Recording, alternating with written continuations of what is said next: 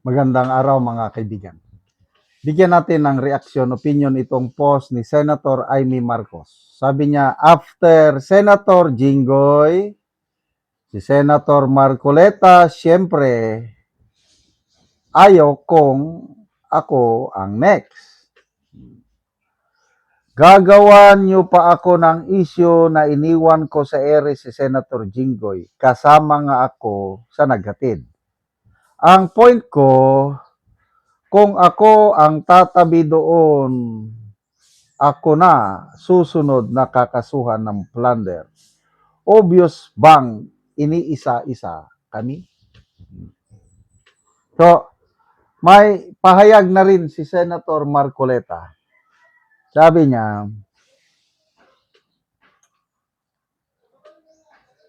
hinahanda na ang warrant of arrest ko.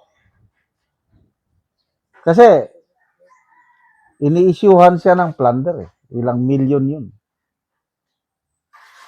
Hinahanda na ang warrant of arrest ko. Kaya lang, sabi niya, kahit anong gawin nila sa akin, itutuloy ko ang pag-iimbestiga sa flood control na iskandal ito dahil karapatan nyo, taong bayan, na malaman ang katotohanan. So, nagawa na nila yung gusto nilang gawin kay Senator Jinggoy. Ang paniniwala ng iba is ang susunod na sana ay kasi nag-announce na si Boying Rimulya na kakasuhan. Hinog na. Pwede nang pitasin. Isampa ang kaso ni Villanueva at Escudero. Sila ang isusunod.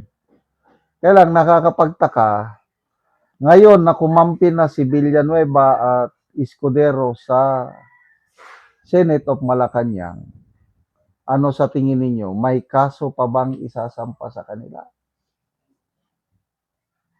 Kanya-kanyang pananaw na tayo dyan. Hindi naman tayo siguro bobo, mangmang na hindi makahalata sa ginagawa. Kaya ako, naniniwala ko na hindi magtatagal, Marcoleta ang susunod. And then, Amy Marcos, Bongo. Yun na yung mga gusto nilang isa-isahin ang mga Cayetano Black na senators.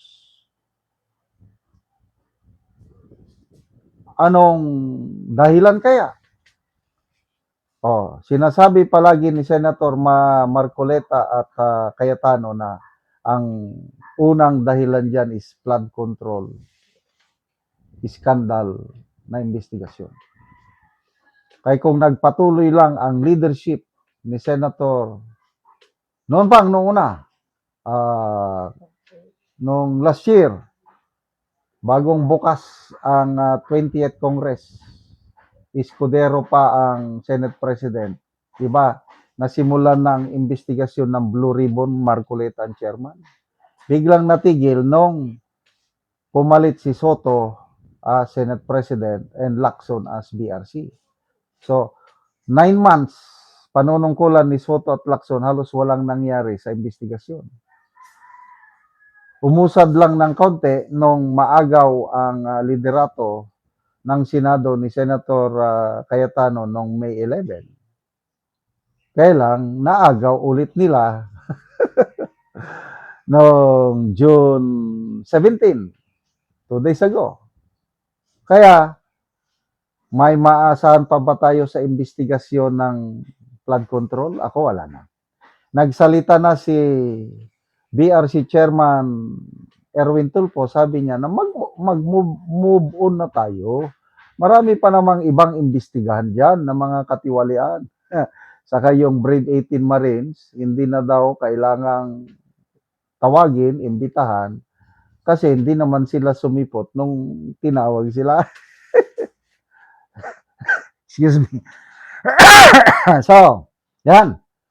First objective, mission accomplished. Wala nang investigasyon sa flood control. Second objective, impeachment naman ngayon ni BP Sara. gusto nila na makakuha ng conviction votes para kay BP Sara. Para mawala. Sabi nga ni Congressman Edgar Erese, the impeachment of BP Sara is a grand design of the Marcos Jr. administration para hindi siya makakandidato sa 2028. Dahil takot na takot sila pag nanalo si BP Sara, dalawa lang ang kahihinatnan nila, makulong or ma-exile. Yan na. So, conviction ngayon ang gusto nila. Kaya ito, inisa-isa sila na, si Senator Jinggoy, ano yun, suspended. Sabi ni Gatchalian na pati daw yung pagiging senator judge niya, suspended na rin. Wala na siya. So, 23 na lang. So, nangangarap sila na maipababa yung 16 votes para makonvict si BP Sara. Ang bilang na nila is 22 na lang daw ang senador dahil wala na si Bato, wala na si Jinggoy. So, 22, ang 2/3 is 14.6, i-round off mo, 15. So, ano?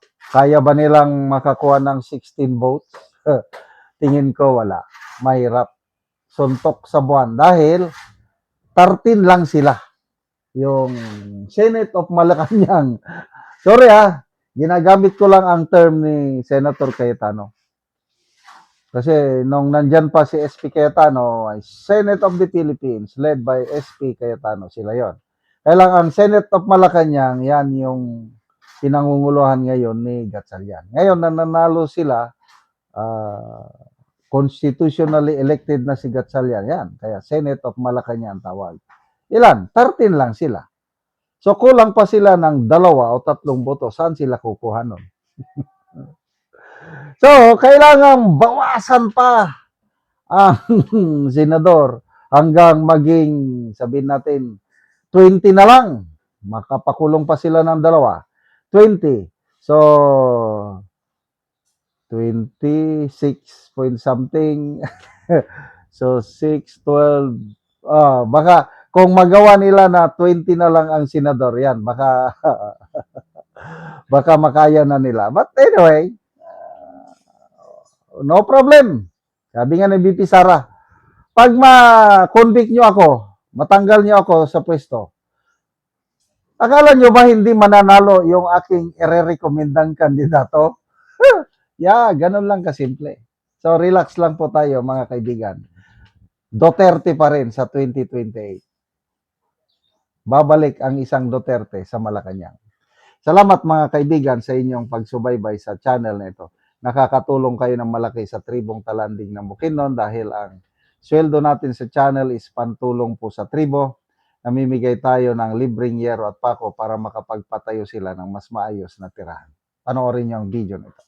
Karon ni anak ko sa balay sa natabangan ng yero. So mauna ni ang gitabang nga yero nga ilan ang giatop tungod kay nagdali-dali sila og atop tungod kay sige og kaulan dire. So karon atong nakita nga human na gyud sa pag-atop og nakapatindog na gyud sila sa ilang balay tungod sa tabang.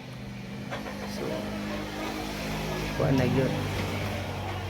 Tungod sa tabang nakabalay na sila. Salamat sa Ginoo nga ug sa nagtabang sa sin nga nag-atop na gyud kay ga tuluan na among balay sa gi atop na gyud namo ang gitabang sa amoa. Oo, so tungod kay sige na og kaulan inyo na lang giatop ang gitabang sa inyo nga yero. O giatop na gyud namo. Salamat kayo sa nagtabang sa amoa. So nindot na gyud ang inyong atop. So pila na to ka tuig ang inyong atop nga inyong gipulihan nga karon nakapatindog na mo aning inyong bagong balay? Pila? 5 na katuig. 5 na ka tuig. So karon nindot na gyud di na gyud mo maulanan. Dili na. Hinaot unta nga magpadayon pa ni nga tabang kay para matabangan ang kakalisod. So daghan pa di ang nanginhanglan og tabang O dagan pa gyud. nga sama ninyo. So salamat kayo.